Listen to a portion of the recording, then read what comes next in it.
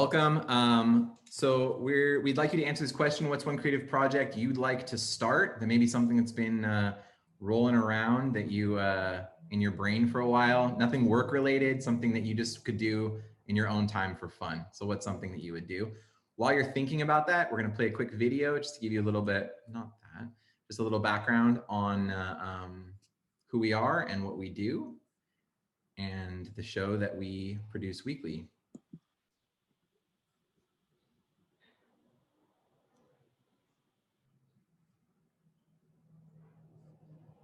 I hope this is not crazy loud.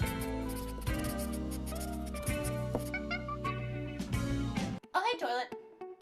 What's the haps, Merv Daddy?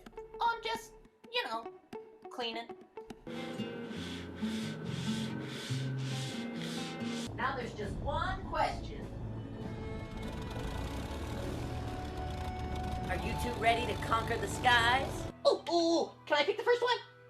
Well, traditionally, we start with Night of the Living Dead. Ah, that's kid stuff. What?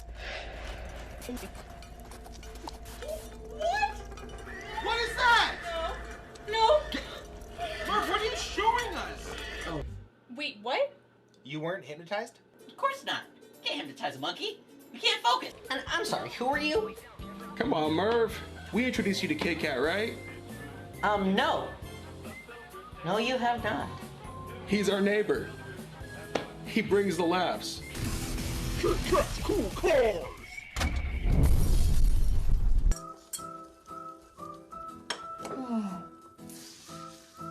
Well, I don't know about you guys, but I slept like an angel last night. Really? I'm surprised you spent the whole night just screaming. Oh, really? Did I say anything?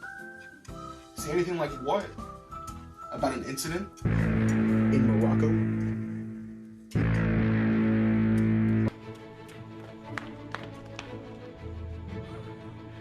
Wow.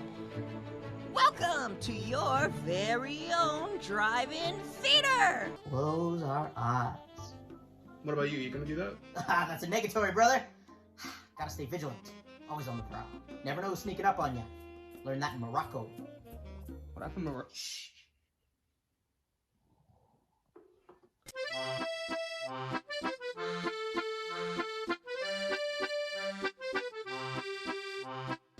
Hey, everybody! We're here today in the quarantine kitchen to make something extra. That's the first step done.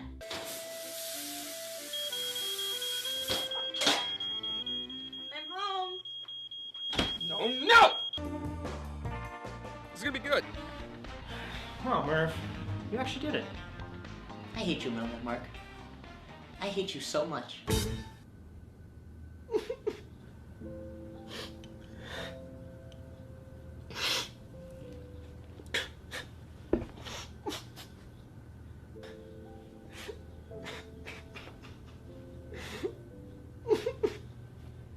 I do. No, Mark. Mailman, stop, please. No more cake for you. You're good. You don't need any more. Hey, I'm gonna tell you what's wrong, but you have to promise not to laugh. Scout's on me. You were never a scout. I like to think I was. I'm angry, but then as I pull out the rest of my clothes, I realize they're still wet. The water starts to soak into my hands. Suddenly my hands get smaller and smaller, and before I know it, I'm looking up at the washing machine and it's huge! I look for you and Jen. But then I see you.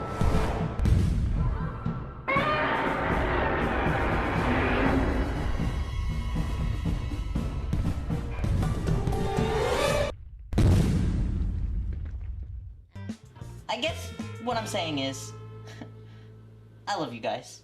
I'll see you around.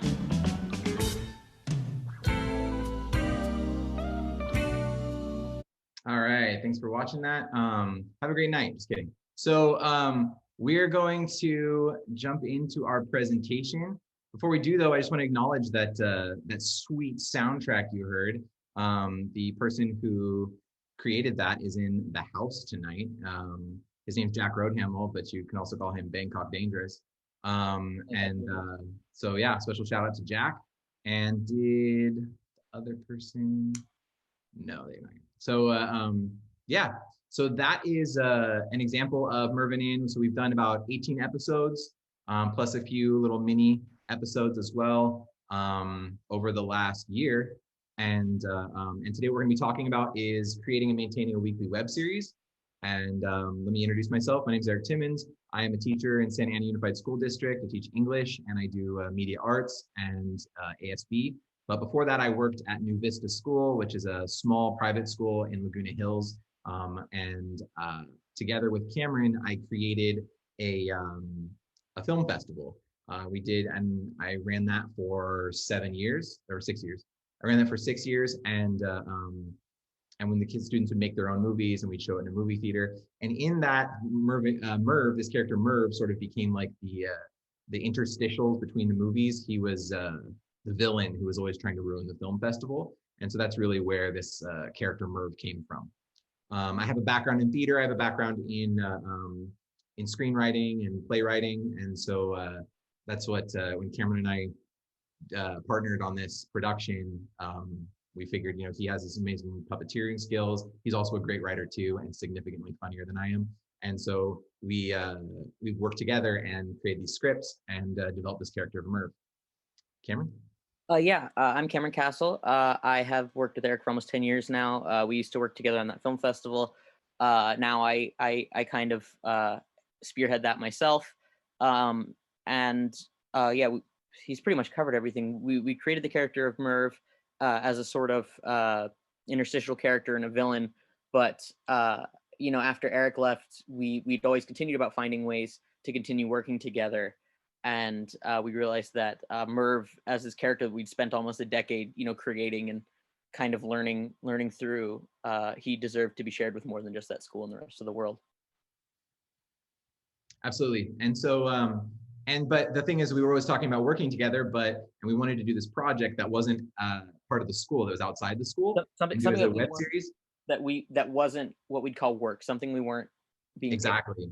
There where we could have the freedom to do kind of what we want with it, and we knew we still wanted to be kind of family friendly, and so that was our goal, but there just was never time. And so then that's when that's what we say Mervyn In started, when the world stopped. So in April we started talking when all the shutdowns were happening. We started talking about around that time. It's all a blur now. What's that? I said, yeah, something happened around that time. It's all kind of a blur now, but there was some reason we had a lot more free time. Yeah, I don't remember what it was, but yeah. Around April. So we started talking about, how could we create this show? How could we do this web series? And we sort of debated about, we debated like, are we going to do an educational series? And that's really where we started. And we'll get into more on that a little bit later. But really what we did is we took this project and we started developing it, and it evolved over time. And that's what we're going to share with you, is sort of what's our process for creating these episodes, and then what we've learned so far. And I think the key too is that we really want you to start thinking about projects that maybe you've had rattling around in your brain and you haven't had the chance to start, and to realize that it doesn't have to be good. You just have to get it out there. You have to publish it. And Mervyn In isn't necessarily where we want it to be yet, but we get feedback on it. We'll get into that in a little bit. So here's our production process. So we plan and write the episode. Cameron and I get together. Well, we don't get together. A lot of this has been done online because of COVID. But we talk over the phone, and we come up with sort of the story beats. And we've actually bullet pointed of where we want the story to go. And then after that, then go in and we'll write the dialogue, figure out the dialogue for it, and then go through sort of a review process of the script. Cameron, you want to do the next one? Yeah. Well, reading through the script and revision, or filming? Reading through the script and revision. Yeah. Well, one of our big issues that we've tend to realize over working together for such a long time is that we tend to form a sort of echo chamber, in terms of Eric and I will think that something's very funny, and then when we show it to people, they go, "What? I don't understand. What's the joke here?" Or don't face. Yeah. And trying to just fit it within our time limit. So one of our biggest skills has been being able to develop a system of, or a group of people who are willing to give feedback and help us revise and continue to tweak before we get fully into our production. However, we wouldn't be able to get that step unless we got started, and that's a big part of absolutely. And you can really get stuck in that phase if you're always asking people for feedback and never actually releasing it to a larger audience, like online. You can and that's with, if it's your poetry, if it's your, you know, your writing, maybe a chapter of your book, or film, whatever it is. If you're always just trying to get feedback and perfect it, it's not going to happen. We'll touch on that in a little bit too. Yeah. So the next thing we did is we film the episode and we edit as we go. Cameron, can you talk about editing as you go? Because I learned that from you. One of the things that we've learned over our about a year now of making this series is we have a tendency to want to do things bigger and bigger, and as a result, doing bigger things means that you have less time. And when we're working on a weekly set schedule with deadlines, one of our advantages has been that we tend to edit footage almost as soon as it's done filming to get almost a rough cut of where we want it to be. Because unfortunately, if we spend a full day setting up our house to look like a French cafe or something like that, that takes a full day to film all that stuff. If we do that, wait till the next day to edit, now we give it back and the footage either doesn't make sense, a joke doesn't land, there's something missing. Now our weekly production is cut down by an entire day because we have to go back and do it all again. So one of our skills that we've noticed is that it's easier just to keep the edit going as we go along to make sure there's nothing we don't need to add in at the last minute. And there really is a commitment to that because it's so easy to say, oh, I'll do it later, you know? And we're going to show you a vet scene in a minute when we're done with the presentation that we filmed in November. Yeah. And that was the first time actually ever that I had taken the footage and edited it as soon as we filmed it, as Cameron always suggested doing. And he does himself when we were filming it at their apartment. It's fantastic because it's still fresh in your mind. So if you're filming something ever or doing a project, it's really good to do any kind of edits or work when it's still fresh in your mind and you haven't kind of lost what your intention was when you created it. The last thing is then the final edits and sound mixing, which are time consuming. Our sound mixer is Christian Ventura, who actually is Christian on the episode and Cameron's roommate. And and he does a fantastic job. And so that's where we finalize it and create it. Now, here's what we learned though, in that process, because there are so many steps in that process where we could get stuck and Mervyn and would have gotten stuck. And we have gotten stuck, absolutely. And so, so that first one is set clear deadlines. Do you want to talk about that, Cameron? Yeah, I think part of that has to do with our decision that we wanted the show to be weekly in order to keep engagement and keep people involved. And due to it being weekly, we basically just kind of pigeonholed ourselves into needing to release our episodes on Fridays. And when it comes to productions like this, we've had to learn to schedule basically almost daily, starting our scripting on the weekends, filming the first couple days, and then spending the last couple days with revisions, because without it, keeping on track is almost impossible. And it's almost like a skill in learning to not be a perfectionist in your own work, because if I had the chance to go back and fix it to get it where I wanted, I would always find something else I wanted to change, and eventually it would. Yeah. And that's where that perfectionism comes in. Your production is always going to extend to the amount of time you give it. You're never going to be done 100% early. Exactly. And on that note too, so let me connect that to what we've been talking about with your own project. So whatever it is that you're thinking about working on, give yourself deadlines, even if it's writing. If you're writing poetry, make sure that you have a date, and maybe it's monthly, but a day where you release your poems to the public online, or maybe it's daily, I don't know, whatever your schedule is, but figuring out, giving yourself those deadlines, even for something that's a hobby, because then it's so easy to go watch TV. It's so easy to get busy and not pick it up anymore. But if you schedule it into your time, having that creative outlet is a fantastic way to express yourself and incredibly rewarding. So next thing is your project will evolve. It's huge to remember that you can't just, you have an idea, an initial idea of what you want. And that's where we are with the show, is we think, oh, this would be so great if Merv learns this lesson in this episode, or if Merv runs into this problem. But then as we start to shape it, and this happened with so many episodes, Cameron likes to use the example of the dinner party episode. Do you want to share that, Cameron? Yeah, well, the way that we had originally conceived the dinner party episode in season 2, assuming that you've all seen it, of course. Why wouldn't you have? Watch it multiple times, I'm sure. It was originally written with 2 completely different characters, played by 2 completely different actors than who we ended up having. And due to unforeseen circumstances around that time, those 2 actors ended up not being available. And now with our set time of needing to have the episode out by the end of the week, we had to revise and redo a lot of what the episode even was in terms of what is our motivation, what is our character's motivation now in wanting to do this setup. And I think it ended up turning out better than what it would have originally been, just due to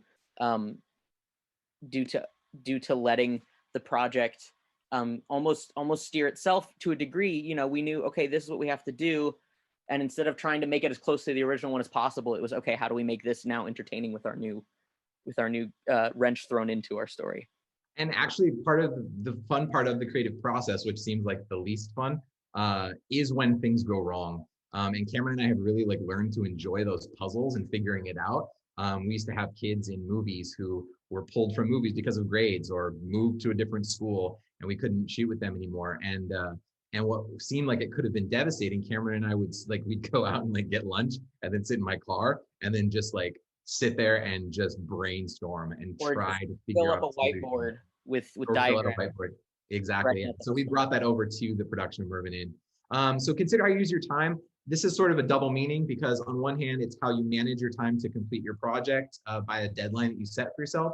But it can also be thinking about, so this will be work, right? If you're creating something and you have deadlines, it's like you're almost doing another job. The key is that you need to think about how much time you're spending doing other things. I had a principal before who said, that she would do this with students, where she'd break down, they'd say, I don't have enough time to do my homework. And so she'd go through and list all the things that they're doing in their day. It's almost like balancing your budget too, right? Is you go through and list the things you're actually doing, and then realize how much time are you spending binging TV? And maybe, I'm not judging, maybe you have a crazy busy life. I know one person who's here that's probably rolling their eyes at me. Maybe you have a crazy busy life, and so binging that TV show is what you need. I'm not putting you down for that. What I'm saying though is that if you are doing a lot of passive entertainment, take some time to do some creative outlets. Take some time to set a little deadline for yourself, and maybe it's writing a haiku, maybe it's writing a little blog entry, but doing something where you're creating something and meeting the deadline to share it with people and get feedback. And then that's our last thing, is focus on improvement, not perfection. Cameron, you want to talk about that one? Yeah, nothing you ever make is going to turn out the way that you had planned it in your head. And that was something that we learned in the case of Mervyn Inn. Especially, we had a very clear, well, I don't want to say very clear, but we had a much more defined vision of what we wanted the show to be when we started. And upon just finishing the first episode, we realized, oh, this isn't what we had imagined it being. And one of the big pieces of feedback we would get from the show, for example, is, why Merv ends up becoming almost a static character, that we were writing them in the mind of them being films, where he learns the lesson, but he's still a flawed character. But the difference is, with television, you expect, or even a series, you expect there to be an arc, or for there to be growth, and things need to change in order to keep people interested. They're not going to want to watch the exact same thing every week, because then I watched the first one already. What's the point? So a big piece of feedback that we got was, why are these characters putting up with Merv? And originally we got very defensive about that, and we were like, well, this is what the show was meant to be. This is what it is meant, and we had to step back and think, well, why are they doing that? Why would they? And that almost helped our show kind of change in itself, that we put that why would they put up with him? Why wouldn't they just kick him out? And we sat back and thought of that, and we went, well, they probably would try to kick him out if he doesn't try to change and grow. So that feedback became the driving force for our second season of the show, which wouldn't have happened had we not focused on trying to change and make it better based on what people were wanting. Because our initial response was, no, we're just going to keep on doing what we're doing. It'll find its right audience, but you have to adapt to your audience. and in trying to make it the way that you want it and have it be perfect from the first time, that's never going to happen. Definitely. And so, with your own project, yeah, think about the fact that you can't let it sit in the planning stage forever. You have to put it out there and get feedback and see if it's a thing, and if it's something that people enjoy or not. And maybe you do really abstract art and people don't enjoy it, and that's how you express yourself. Cool, go for it. But you can also get feedback on it too, and maybe see like how you can improve. Maybe they can, if you talk to someone who has knowledge about abstract art, they can give you pointers, right? And so that's what Cameron and I have people we go to where we try and get feedback on our filming, on our writing, and so really like reach out for those resources. Try and find people who will give you honest feedback. That's the key, because we've said before, like we talk to our friends, and most of the time they're like, "Oh, it's cool," right? And they're very polite about it. But we really want to improve, and we want the show to get better. And it's not going to get better if we don't get that sometimes brutal feedback. And if I could just add one last major thought on regards to this topic, it's that your project will never get to where you want it to be unless you get it out of your head and start doing it. If it's even just a script, even if it's just writing down your ideas, you gotta start. It doesn't need to be good on your first draft, and that's usually the big hiccup. Is I don't want to start doing anything until like I'm sure I have a general idea, but I'm not going to get to that idea unless I write out what's already in there. And just get over the fact it won't be good. Yeah, like it will be bad. So that's okay. You just have to get it out there. But if you don't start writing it, it won't be, because I've spent time, months and months in my head and finally writing it out in a place, and now I'm not open to any criticism, which there was. And it becomes a lot more difficult. So just get out there and do it. That's the biggest lesson that I think that we've learned. And with the internet, you can have global feedback, right? All right. So we want to leave you with this: is start your project today. Start it. Whether it's write that first line of a poem, whether it's go on Amazon and order the paint supplies so you can start doing watercolors. Cleaning out one box in your garage. What's that? Cleaning out one box in your garage. Get started on it. There you go. All right. So here's our social media. Please follow us. And youtube.com/MervTheMonkey is where you can find Mervin in. Don't forget to subscribe. And again, we're not claiming that we've mastered this. We have 115 subscribers. We're not like YouTube masters, but we're creating, we think, a pretty good show, and we're trying to get better and better at doing it. So our key is to just get it out there, meet our deadlines, get it out there, have fun, tell the stories we want to tell, and it's so rewarding. We're really enjoying the process. So before we take some quick questions, I think we have time for questions. It'll be tight. We always run out of time on questions. Luckily, if you do have any questions, our show is formatted around that. Please email us a question. We're more than happy to answer. Good point. So we have a special treat here. This is a clip from season 3, and it actually kind of ties into what we're talking about today.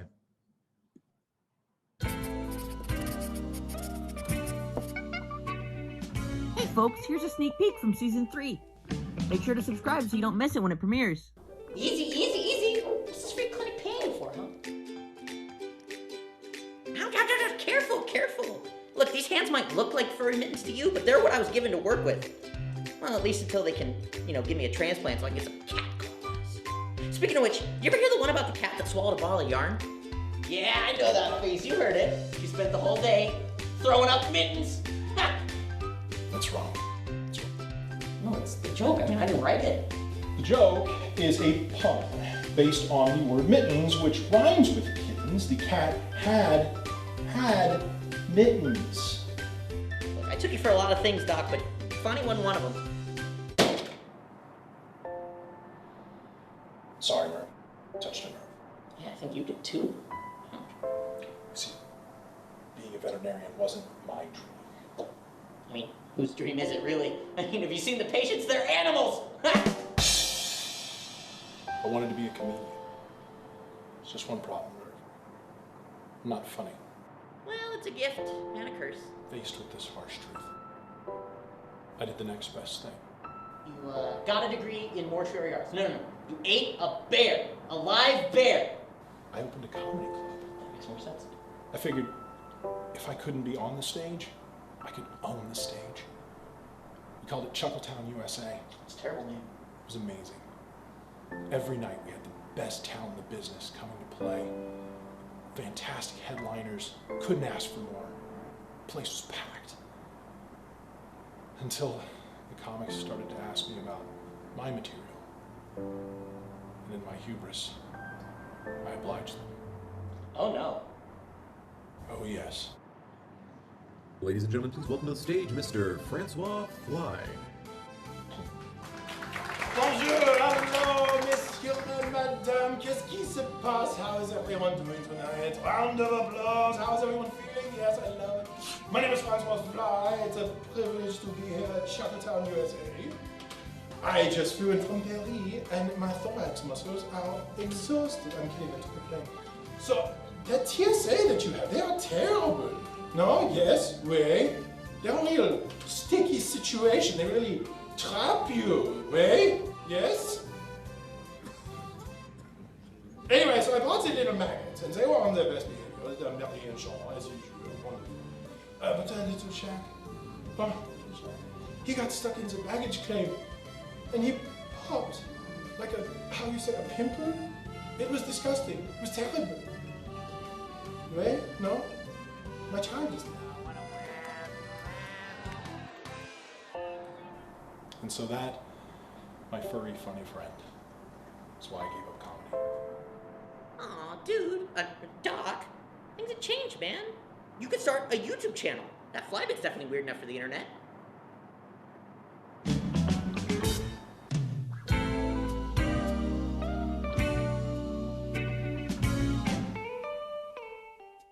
All right, guys, thanks for watching.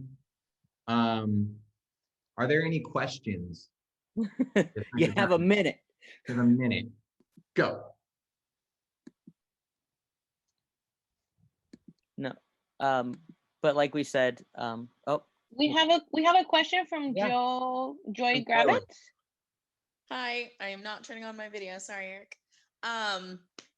I would love to ask you guys, I think one of the things, when I was doing creative stuff, when I was doing florals, I always had a problem deciding when to pivot or just redo something. Do you guys have any thoughts on that?